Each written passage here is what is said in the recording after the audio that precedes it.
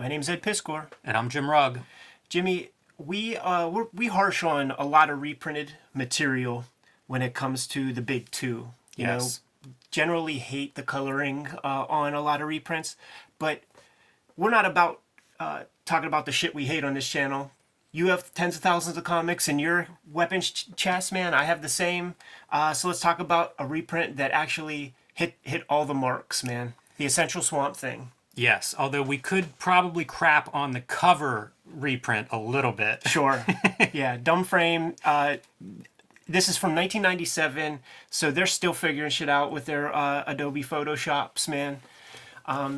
Clearly stronger color, but let's just go through an issue. Yeah, and so this is Stephen Bissette and John Totleben collaborating on the artwork here. Ostensibly Bissette doing penciling and Totleben doing the inking, but if you find, you can find examples of pencils online to compare the pencils and inks. They're really a collaborative team. Like, they are bringing everything to this. One of my favorite art jobs in the history of comics, in these comics. Totally. And they were bound by the flexographic printing technology that was used by the offset presses in those early to mid 1980s, which is to say the art was processed onto plastic plates, so fine lines and fine details would get muddled once it hits the printed page. And not only that, but the four-color process was kind of like having some growing pains in this period too. This is actually a good, like, this is not a bad issue, but there will be issues where the skin, the Caucasian peach skin texture, the dots would be so far apart that it looked like the characters had measles, and it did nothing for the line art that these guys put down, man. Somebody at DC, and until otherwise corrected, I'm gonna say Karen Berger made the wise decision to do the Essential Vertigo edition of Swamp Thing. Let's sell old rope with a twist, man. And the twist is glossy paper, pristine black and white, crisp as fuck, probably shot directly from photostats, which is as faithful of a reproduction as you could get. This ain't no Xerox stuff. It may have even been shot from the original films. You know, like, publishers used to keep that stuff on file, and so you would just be reproducing your black plate. So it's possible it's from the original, the original files, but because of the better paper, as you say, Ed, the coated paper and stuff, and the better printing presses, you are getting this crisp, sharp line reproduction. So we'll do a couple comparisons, and then we'll just go through some of the... I have 7 of the, I believe, 12 issues of the Essential Swamp Thing. This is a time period, too, whenever the inkers were tasked with volume, texture, atmosphere, all of these things that have shifted to coloring now. That used to reside in the black and white art production. And so the black and white really shines to begin with. You combine it with that nice reproduction, and it's like...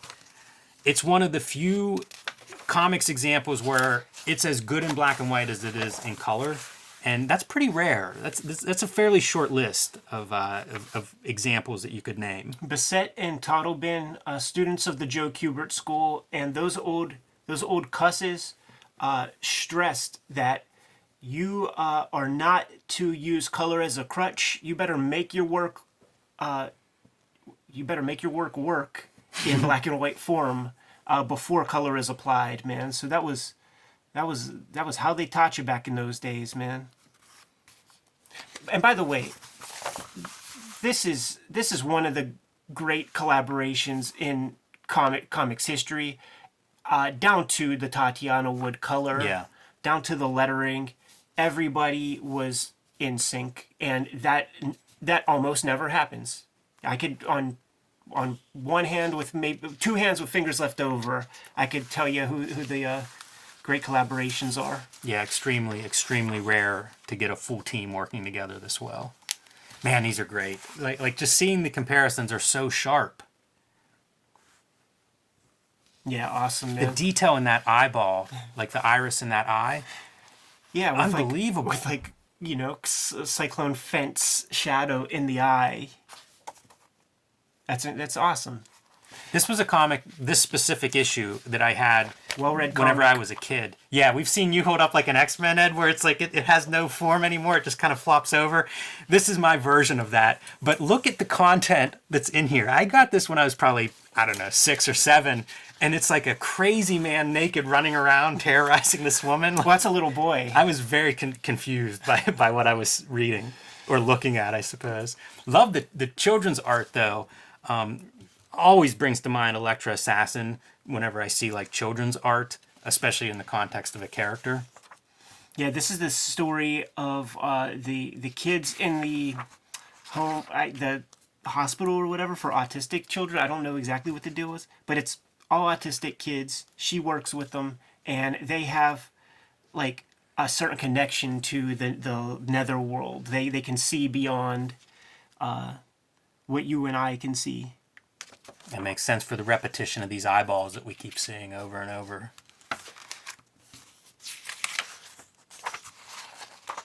But can't stress, man, just the crispness. Like, I don't even know if we'll be able to pick it up on cam right here, man. But there's such fine stipple that just is not on the final printed page.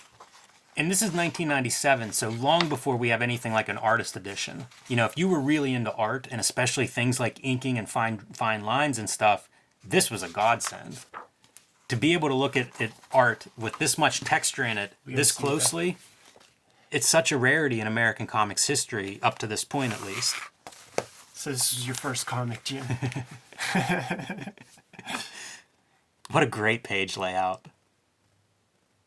Yeah, check out our Steve Bissette shoot interview where he talks about how much he deplores the rectangle, as he calls it, man, meaning the 10 by 15 image area of standard mainstream comics. You mentioned the lettering, Ed. This is such a great example, too. Just this corner, even, where you get to see all these different types of lettering within that same small space and directional devices moving through the space and through the panels. Yeah. Really well done lettering. It all has flow to it. You know, Great monsters, too, man. Gotta love these monster designs. Bissette. Some of this stuff, you just see, it looks like the artist is having fun, right? Totally. And of course, getting to play with Jack Kirby's Demon.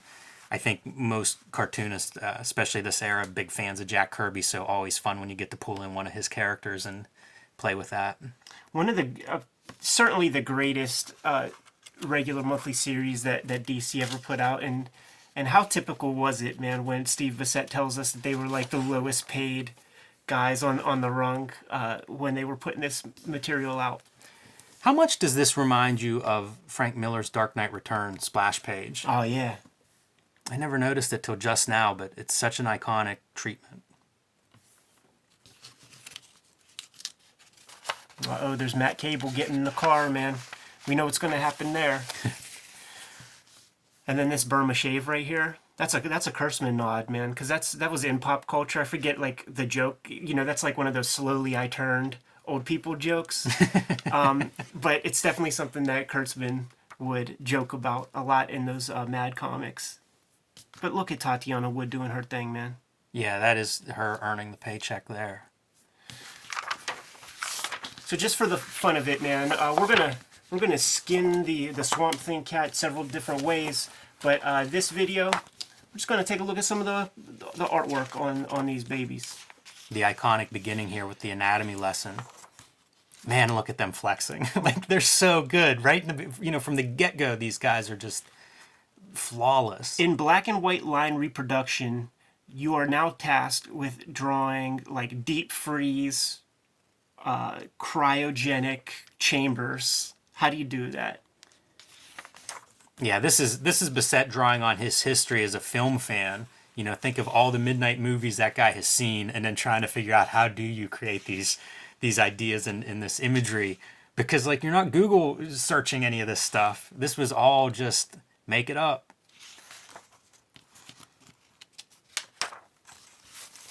And look at that, man. It's code approved.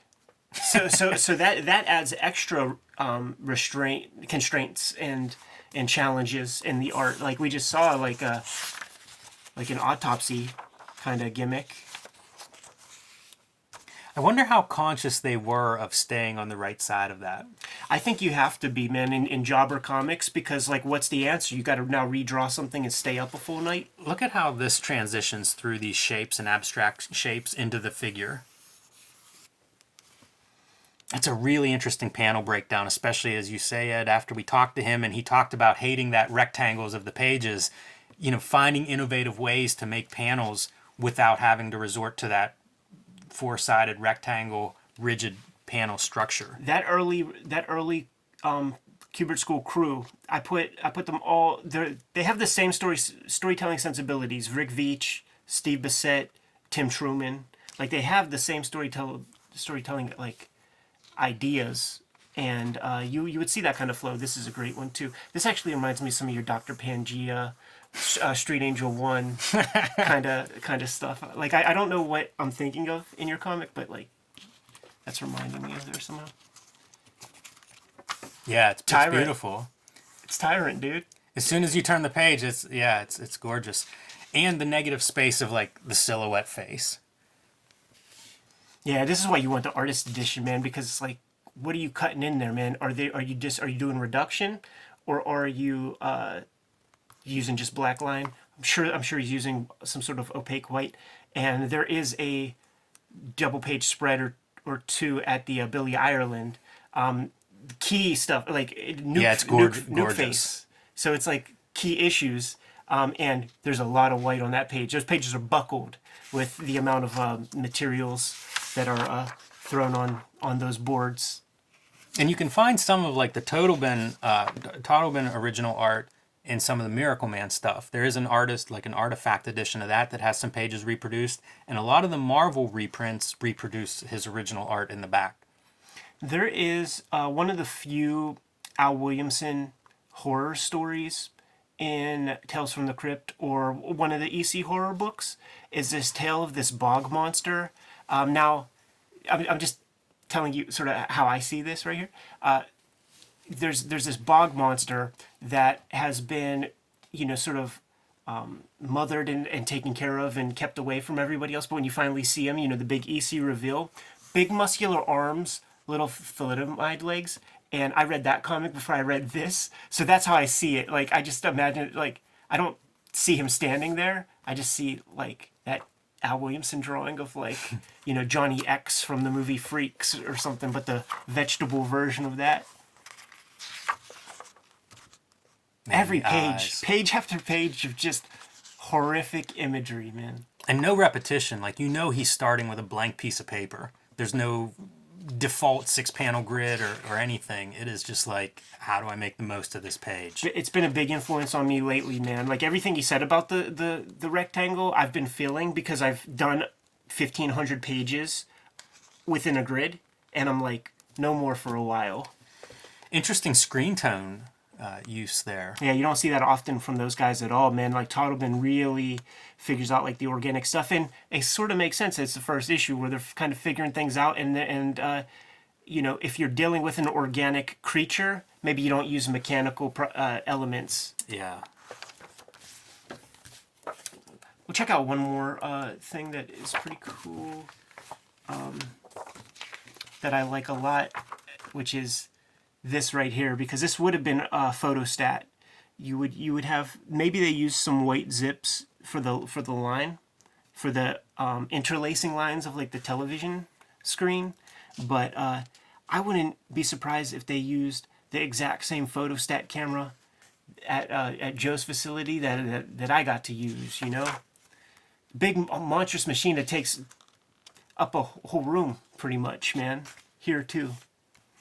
Yeah, I don't know exactly how that's done, because you see those white lines on there, and I've seen screen tones that are white lines. Yeah. So it's possible that's it. I really don't know. Yeah, I think that's what that is there. But this is that classic stuff, man. And then you got the naked flower guy, man. But it's a kid's comic, so they got to give him the cod piece.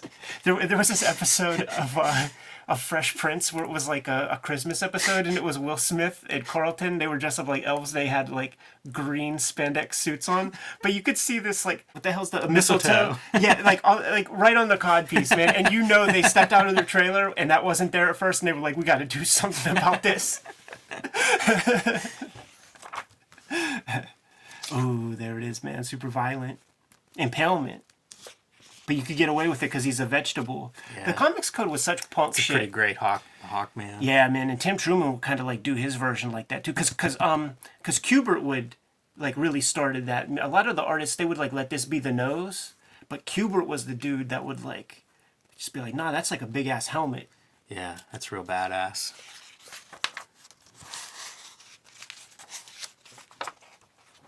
There's so much movement on these pages too. Like comics art evolved in such a different direction, you know, with more of the pin-up like poses and everybody very static. There's so much movement in these pages.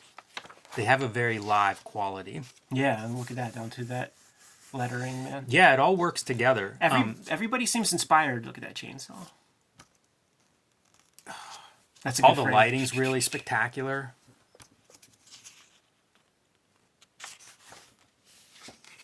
I wonder if there were, you know, we talk about the end of this run as the Swamp Thing goes out into space. Yeah. And looking at this, it feels like that cosmic connection is there from the beginning in the art. And I wonder if that's what plants some of those seeds with Alan Moore. Like, because just seeing that right now, that's what I keep coming back to and thinking of. He seems like that kind of guy that is cosmically minded. How much like. We should ask him, like, yo, did Rick Veitch draw that right there? Probably, right?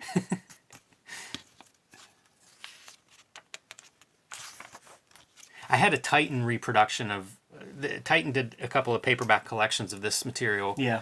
I don't know when, early on. Before DC did, believe it or not. Yeah, and it was in black and white. Oh, really? Yeah, and so, like, I had this story was in one of those volumes, and I just loved it. Like, Moore's description of the various Justice League characters in the beginning really stood out to me as being this poetic interpretation of them. I was not exposed to a lot of those characters at that time, and it just made so much sense. And now it's like, I don't know, they definitely, it's not the way most people characterize them. So you guys dug our Bissette shoot interview. You're fans of his art. You like the Swamp Thing stuff. Get your hands on Essential Swamp Thing. 12 issues. The art is absolutely beautiful. Like the presentation, as you say, Ed, give credit where it's due. DC did a great job on the reproduction of this black and white art. Yes, a masterclass in drawing, inking, and storytelling. Very pleasurable comics to read for sure. I'm inspired, man. You want to get out of here, dude? Yeah. Kayfabers, like, follow, subscribe to the YouTube channel. Hit the bell icon. We'll let you know when the next vids are available. And may I call attention to A Checkered Demon by S. Clay Wilson. Look how small that is. That's awesome, man. I bet you in the color original issues, you can't even make it out. It's probably such a background element. And you know the corporate heads, man, at DC who don't even give a fuck about comics didn't even notice what that was. Of course not. You can subscribe to the Cartoonist Kayfabe newsletter at the link below this video. You can pick up Cartoonist Kayfabe merch and t-shirts at the links below this video. All right, Jimmy. Give them the marching orders, dude. I'm kind of speechless right now. Yeah, I hate to wrap this up. Each page I just find myself staring at. But everybody at home, you know what to do. Read more comics.